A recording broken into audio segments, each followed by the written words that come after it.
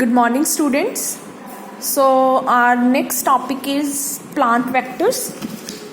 Still now we have discussed about E. coli vector, plasmid vector, bacteriophages or M13 lambda phage vector. Now we'll discuss about plant vector system.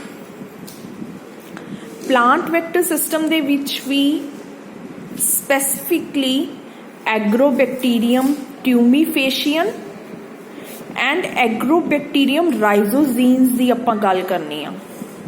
हुणे है कि इन्हां दा की role है plant vector system दे विच आपां discuss करना, but ये बहुत ज़्यादा इंपॉर्टेंट है गल कि प्लांट वैक्टर की होएगा। प्लांट वैक्टर वो वैक्टर होएगा जिहदे विच एक प्लांट सैल नूं, से प्लांट है, प्लांट सैल नूं कोई बैक्टीरिया या कोई वायरस डिजीज़ कॉज कर रहा होवे।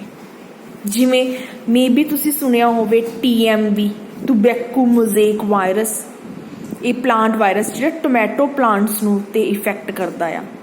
सेम वे CMV भी हुंदे आ, कॉलीफ्लावर मोज़ेक वायरस।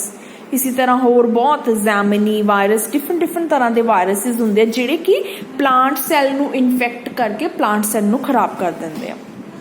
बट इत्थे जिहड़ा आपां वैक्टर सिस्टम गल करनी आ, उहदे विच आपां बैक्टीरिया की गल करनी आ। वो बैक्टीरिया जिन्हां कोल प्लाज्मिड है एंड वो प्लाज्मिड अफेक्ट करता है प्लांट सैल नूं। So in this case will discuss about the plasmid vectors that can affect plant cell. हुण वो प्लाज्मिड वैक्टर्स या वो बैक्टीरियाज दे की नाम ने? ये दोनों एग्रोबैक्टीरियम ट्यूमीफेशियन, एग्रोबैक्टीरियम राइजोजीन्स। हुण ये दोनों बैक्टीरिया ने, these are gram negative bacteria, soil bacteria, जेड़े कि डाइकोटिलिडन जेड़े प्लांट्स हुंदे आ उन्हां नूं इन्फेक्ट करदे ने। इन्फेक्ट करन तो बाद उन्हां विच डिजीज़ कॉज करदे ने। वो डिजीज़ दा नाम की आ? Crown gall and hairy root disease. तो डिजीज़ कॉज होने दे नाल अपने कोल एंड दे विच प्रॉब्लम क्रिएट हुंदी आ प्लांट सैल दे अंदर और प्लांट कैंसर हो जाता है। सेम वे जिमें ह्यूमन दी बॉडी दे विच कैंसर सैल डिवेलप हुंदे आ, सेम वे प्लांट नूं भी कैंसर हो जाता है with the help of, or you can say with the introduction or infection of Agrobacterium rhizogenes or Agrobacterium tumefaciens. So let's start. Vector is a circular DNA molecule capable of independent existence and replication. ये ਆਪਾਂ already point discuss कर ही चुके हैं. That is, it can be a plasmid or a virus. In case of plant, Agrobacterium plasmids, TI and RI in full form इन्हां दी की आ? Agrobacterium tumefaciens infection, I मतलब infection, and Agrobacterium rhizogenes infection are the most commonly used vector.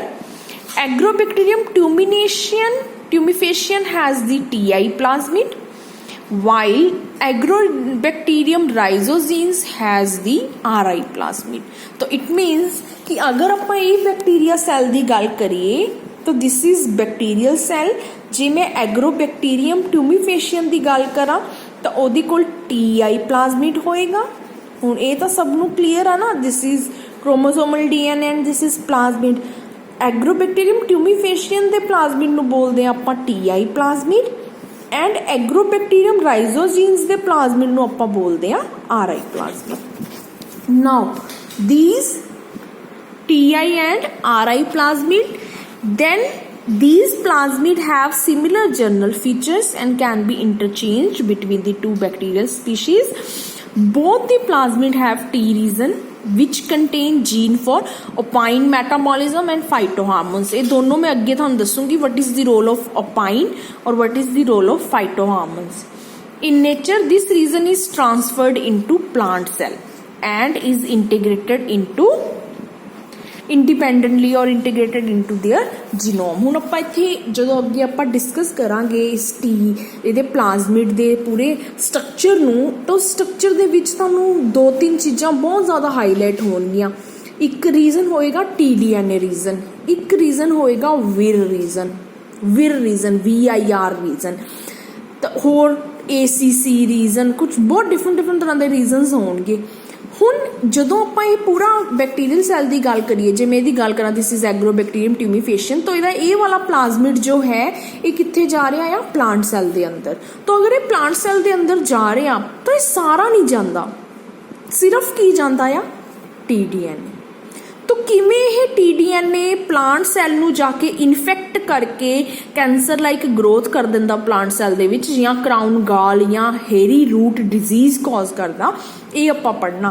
ते next अपना target की है कि ये किमें आपां यूटिलाइज करदे आ फॉर आर पर्पस। मेरा पर्पस तो यही है ना कि मैं अपने DNA ऑफ इंटरस्ट नूं बनावां।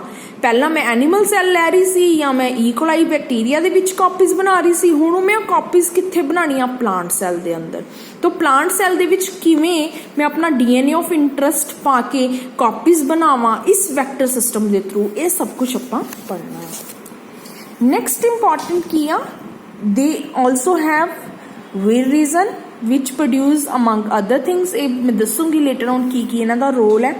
then it also has endonuclease enzymes and all, तो ये सारा कुछ अपन डिस्कस करना है। नैक्सट कहते जिमें इन एडिशन DNA वायरसिस भी हो सकते हैं, जैमिनी वायरस, कॉलीमो वायरसिस, ये भी डिफरेंट वायरसिस जिन्होंने आप एज वैक्टर सिस्टम यूज करते हैं। नैक्सट जी इंपॉर्टेंट गल है वो ये है कि plant cell like animal cells also take up naked DNA fragment. तो कहते जिमें एनिमल सैल एक नेक्ड DNA फ्रैगमेंट नूं अपने अंदर लै लैंदा आ, सेम वे प्लांट सैल भी लै सकते हैं। These DNA molecule not integrated into very vector added to the medium and this DNA become integrated into plant genome। तो सिंपली कहते आपां कोई मीडियम नहीं दिंदे, आपां कोई स्पेसिफिक इन्वायरमेंट नहीं दिंदे, सिंपली ऐड करके we just help it to form integrate into the plant genome। Then however the efficiency of transformation is low। Transformation की होंदी आ कि किसी फॉरन DNA ਨੂੰ ਆਪਾਂ एंटर करवा रहे हैं रिस्पैक्टिव होस्ट सैल ਦੇ अंदर। जे ਆਪਾਂ ਨੈਚੁਰਲ ਵੇ ਨਾਲ ਕਰਾਂਗੇ ਡੈਫੀਨਿਟਲੀ ਉਹ लो होएगी, जे ਆਪਾਂ खुद सोच समझ के करावांगे then ਉਹ ज़्यादा बेटर होएगी। ये टर्म तुसी सुनी होनी है जे तुसी प्रोटोप्लास्ट सुनिया आ, तो अगर लाइक इत्थे मैं सिर्फ इन्ना दसूंगी कि अगर आप सैल वॉल रिमूव कर देंगे प्लांट सैल दी, दैन जो स्ट्रक्चर रह जाता प्रोटोप्लास्ट वो ईजली ग्रैब कर सकता है साडे दिस DNA नूं। सो कई केसिस दे विच आपां प्रोटोप्लास्ट ट्रीटमेंट करन तो बाद दैन आपां DNA एंट्री करवाते हैं। सो ये तो है introduction. Now we will discuss about plasmid vector.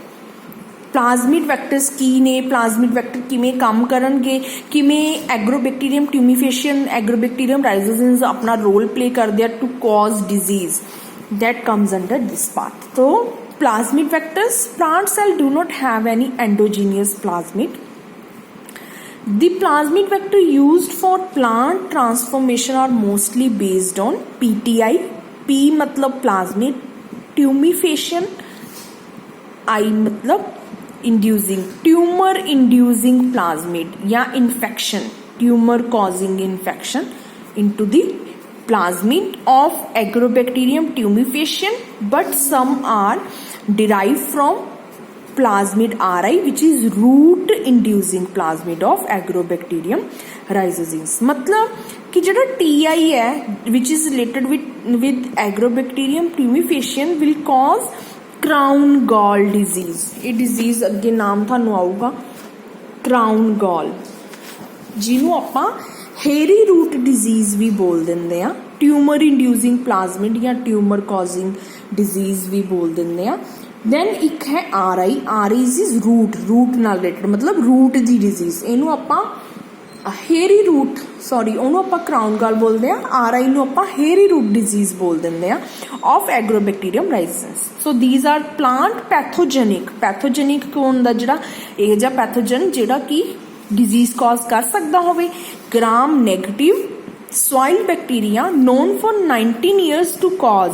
हुण दिस इज नैचुरल सिस्टम कि प्लांट नू अगर आप स्टडी की होवे, साइंटिस्ट ने स्टडी, तो 90 साल पुरानी ये गल आ कि जिहड़े ये बैक्टीरियाज ने वो की कर सकते हैं, they can cause disease, crown gall disease either or hairy root disease of dicotyledon plants. They infect plant cell near wound. मतलब plant ਨੂੰ ਵੀ ਜਿਵੇਂ ਆਪਾਂ ਆਪਣੀ ਸੱਟ ਦੀ ਗੱਲ ਕਰਦੇ ਹਾਂ same way plant cell ਤੇ ਉੱਪਰ ਵੀ wound ਹੋ ਜਾਂਦੀ ਆ। wound ਹੋਣ ਦੇ ਨਾਲ ਸੱਟ ਲੱਗਣ ਦੇ ਨਾਲ ਉਸ ਜਗ੍ਹਾ ਤੇ basically ਇਹ ਬੈਕਟੀਰੀਆ ਇਨਫੈਕਸ਼ਨ ਕਾਜ਼ ਕਰ ਦਿੰਦੇ ਆ usually at the crown of root at the soil surface. तो रूट के उपर क्राउन के उपर समवट कह लो वूंड लगेगी। और वूंड इज द एरिया जिथे इंटरैक्शन होएगी इस बैक्टीरिया दी प्लांट सैल दे नाल और ये बैक्टीरिया अपना कह लो TDNA या अपना जिहड़ा इन्फैक्शियस पार्ट आ उन्होंने रिलीज कर देगा प्लांट सैल दे अंदर एंड प्लांट सैल दे अंदर कैंसरस लाइक या ट्यूमर लाइक ग्रोथ हो जाएगी जिन्होंने crown gall in case of Agrobacterium tumefaciens आपां कवांगे and hairy root in case of Agrobacterium rhizogenes कवांगे। देन है molecular biology of Agrobacterium infection. Now the molecular mechanism involved in Agrobacterium infection of plant cell become known only recently during the 1980s. The process of infection by agrobacterium tumefaciens culminate in the transfer of small part of PTI into plant cell. Small part of PTI into plant cell, small part केड़ा या हो TDNA दा। This sequence is known as TDNA उन्हें लिखे दिता जिन्हों ਆਪਾਂ बोलते हैं ट्रांसफर्ड DNA। T मतलब ट्रांसफर्ड एंड तुसी थोड़ा जा लिंक एवें कर लेना ट्रांसफर्ड मतलब जिहड़ा एक्चुअल दे विच प्लांट सैल दे विच जाके इन्फेक्शन कॉज करदा आ या सिंपली को कि वो पार्ट जिहड़ा प्लांट सैल नूं एक्चुअल च जाके इन्फेक्ट करके डिजीज लैके आंदा। So infection process is governed by both chromosomal and plasmid borne genes of कहंदे जिहड़ी इन्फेक्शन प्रोसैस आ वो किहदे थ्रू हुंदी आ TDNA दी ट्रांसफर किहदे थ्रू हुंदी आ क्रोमोसोमल जीन दे थ्रू भी जिवें मेरा एक बैक्टीरिया है उस बैक्टीरिया दे क्रोमोसोम जीन भी हैल्प करते हैं एंड नाल दी नाल प्लाज्मिड दे जीन्स जिवें मैं तुहानूं दस्सिया कि विररीजन भी हुंदा तो विररीजन भी हैल्प करता ताकि TDNA प्लांट सैल नूं इन्फेक्ट कर सके। नैक्सट है the infection begins well agrobacterium cell become attach to plant cell. कदों अच्छा ये अटैचमेंट कदों होएगी जदों प्लांट सैल नूं कोई ना कोई वूंड होएगी कोई ना कोई सट लगी होएगी। And this determine the host range of bacterium. Host range of bacteria मतलब किस तरह का बैक्टीरिया एग्रोबैक्टीरियम ट्यूमीफेशियन या राइजोजीन्स किही जी इन्फेक्शन होगी वो डिपेंड करता कि किस तरह का प्लांट सैल साडे कोल है क्योंकि डाइकोटिलीडन्स लिए स्पेसिफिक है तो डाइकोटिलीडन प्लांट्स के लिए एग्रोबैक्टीरियम ट्यूमीफेशियन या राइजोजीन्स इन्फेक्शन कॉज कर सकते हो। So this is also known as host parasite interaction and is governed by chromosomal generally. हुणे क्रोमोसोमल जीन्स दे नाम ने कि जेड़े कि विरुलेंस या सिंपली कह सकते हो कि इन्फेक्शन कॉज करने च रोल प्ले करते हैं। These are CHV genes.